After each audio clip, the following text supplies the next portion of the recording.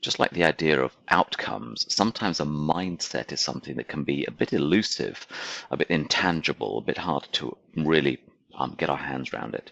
And as I've mentioned in previous videos, I like to try and write things down, put things in order, try and see if I can get my head around a subject like this. And what I'm going to show you now, I decided I think I'll split this into two videos because it's quite a little bit of content here. But what I want to show you is how I approach this and how I try and visualize what it means to have an agile mindset. And I've done this by creating this infographic.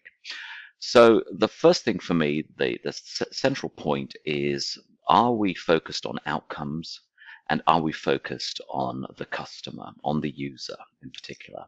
So the thing that we're doing has to be of value, has to help the user have a better experience or to solve a problem or whatever it is. So that's the first thing for me that I think about when I think about an agile mindset. The next thing, linked very closely with leadership, is can we get clarity and context around the goal, around the thing that we are trying to work towards or the thing that we're working towards?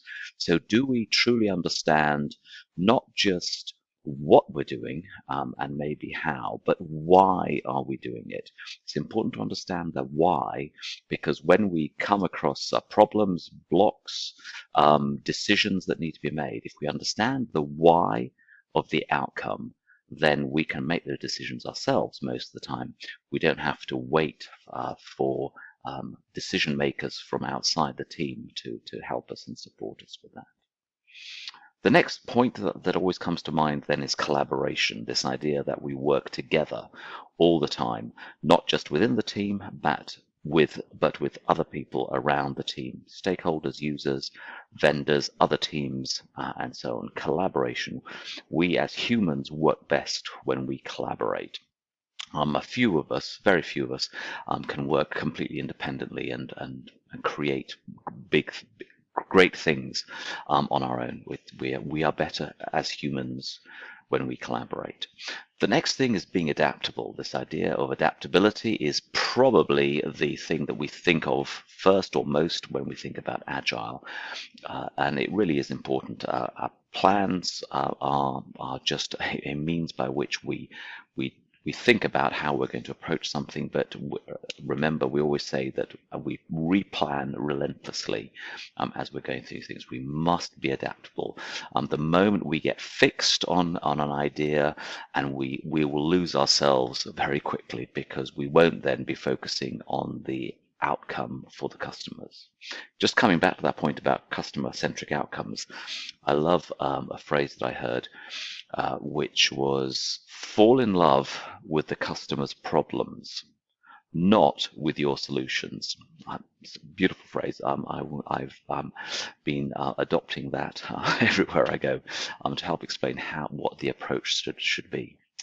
And on that point, that links nicely then to the idea of value, this idea of value focus. We're not interested in the solution, in falling in love with the solution.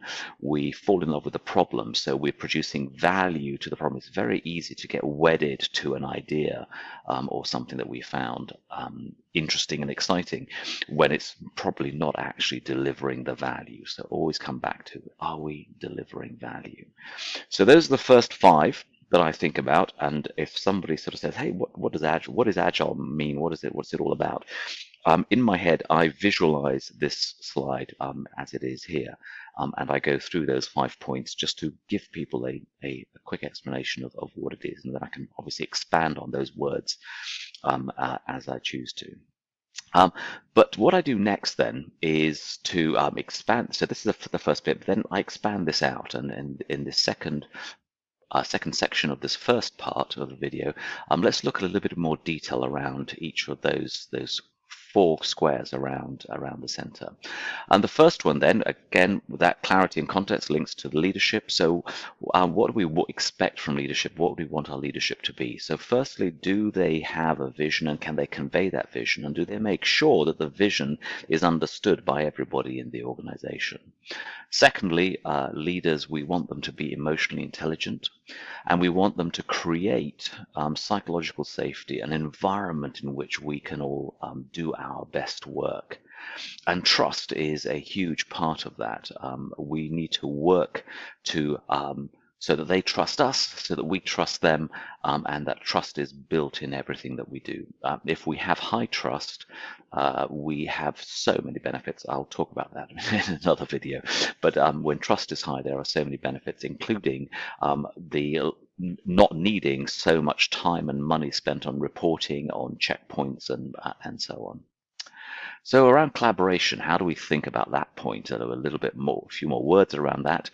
So the idea of ownership, the team has ownership, and they feel responsible for the outcome. They feel accountable to each other and to the rest of the organization around the outcomes that they're delivering, and they become passionate about that.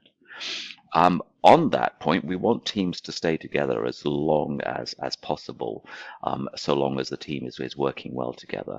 And so when it comes to funding and budgeting, I like this idea of fund the team. Don't fund the project or even a product, but fund the team, because once the team has delivered a product, delivered an outcome, that team will be able to deliver the next outcome much faster, much more effectively, because they already know how to work together, and they're motivated and excited by their successes. So the idea of funding a team, keep the team together as much as possible, will lead to really positive results.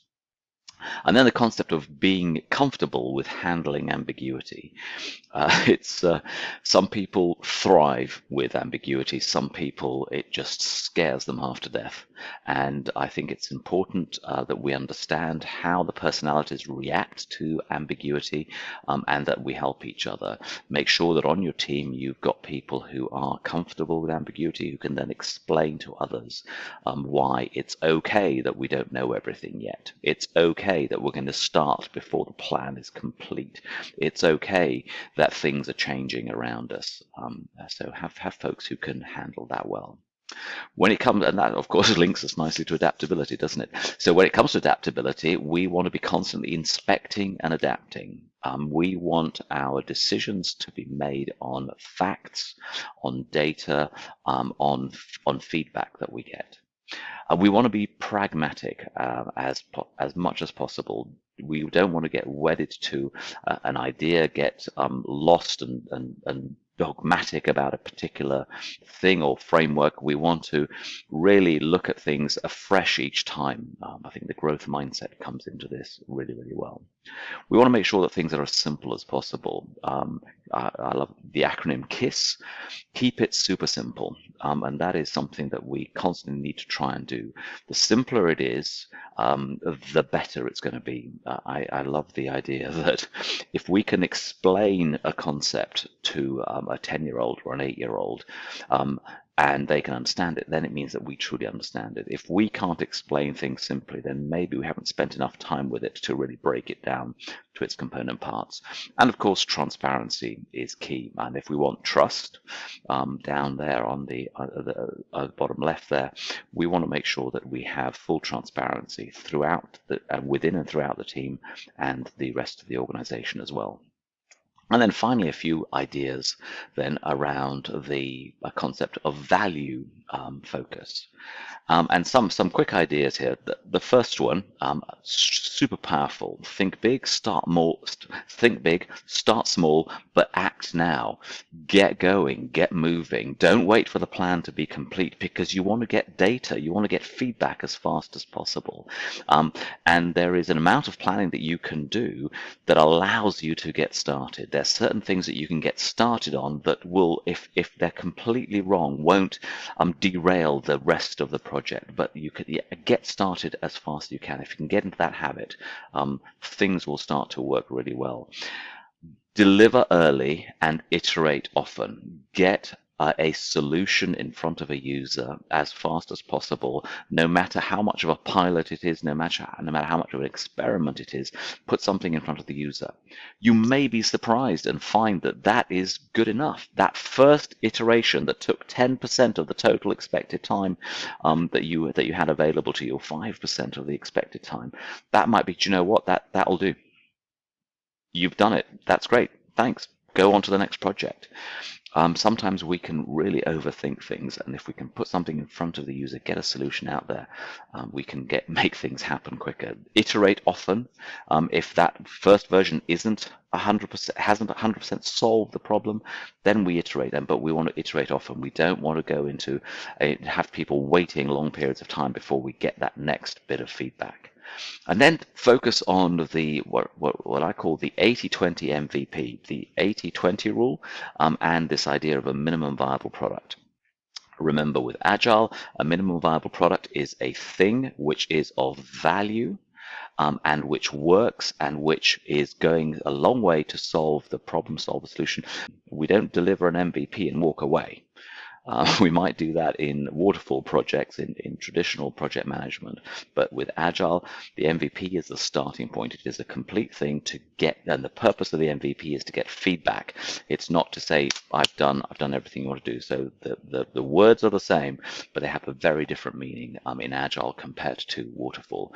And the 80-20 rule, 20% of the features, 20% of the work, 20% of the cost will probably deliver 80% of the value. If we understand value properly, 80% of the value comes from that 20%. So therefore, build that 20% first, deliver that 20% first, and you'll be on your way to being somebody or being a team that is value focused.